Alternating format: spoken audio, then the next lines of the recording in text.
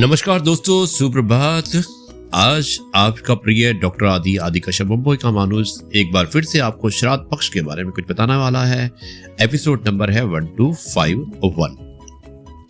दोस्तों, श्राद्ध पक्ष में कौओं को बड़ा ही महत्व होता है और श्राद्ध पक्ष में कौआ यदि आपके द्वारा किया गया भोजन ग्रहण कर ले तो ऐसा माना जाता है कि पितरों की कृपा आपके ऊपर है, पितृ प्रसन्न हैं। इसके विपरीत यदि कौवे भोजन करने नहीं आए तो ये माना जाता है कि पितृ विमुख हैं या नाराज हैं। इस समय में पितृजन कौवों के रूप में भोजन करने आते हैं, इसलिए जब भी आप कुछ भी बनाए आप जरूर अपने बाहर कौवों के लिए ये रखिएगा।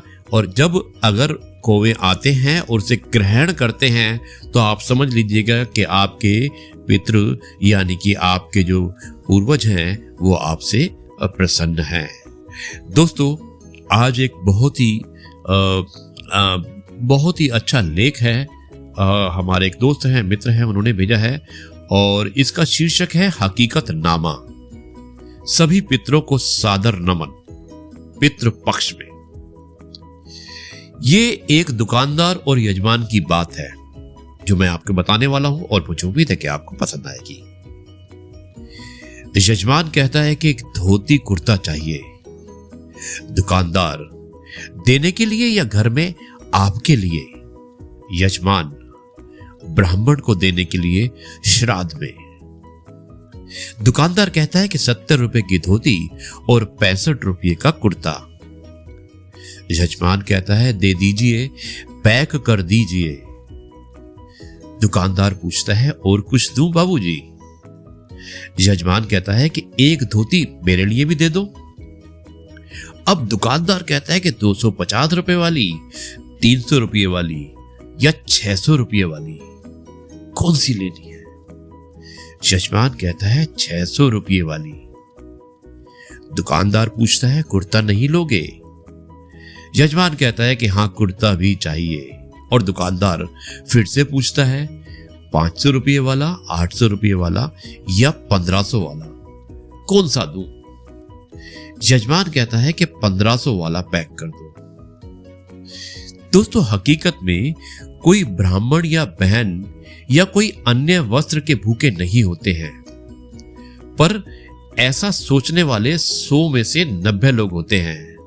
अच्छा सोचने वाले 100 में से सिर्फ 10 ही लोग होते हैं जो सोचते हैं कि हमारे जैसे हमारे ब्राह्मण भी अच्छे वस्त्र पहने। हम ब्राह्मण हैं, लालची नहीं हैं। अच्छे व्यक्ति बुरा नहीं मानेंगे, पर जब भी किसी को भी दो, अच्छा दो। बहन हो या बेटी हो या फिर ब्राह्मण हो या फिर अन्य कोई, ये हकीकत नामा है। कहते हैं ना कि जितना दोगे परमात्मा उसको दुगना करके वापस कर देते हैं, क्योंकि नियत के साथ बरकत भी आती है। इसलिए जो आप स्वयं पहनते हैं, स्वयं के लिए सोचते हैं, आप अगर ब्राह्मण को, बहन को या किसी बेटी को दान देना चाहते हैं, गिफ्ट देना चाहते हैं, तो आप जैसा खुद के लिए लेते हैं वैसा ही दीजिएगा। और अगर आप वैसा देंगे तो आपको भी बरकत अवश्य मिलेगी। यह है आपका अपना प्रिय डॉक्टर आदि कश्यप मुंबई का मानुस। अब मैं इस कार्यक्रम को यहीं पर समाप्त करता हूं और कल आपसे एक बार फिर मुलाकात करूंगा कुछ नई बातों के साथ। तब तक के लिए कहता हूं जय गुरु जी, शुक्राना गुरु जी।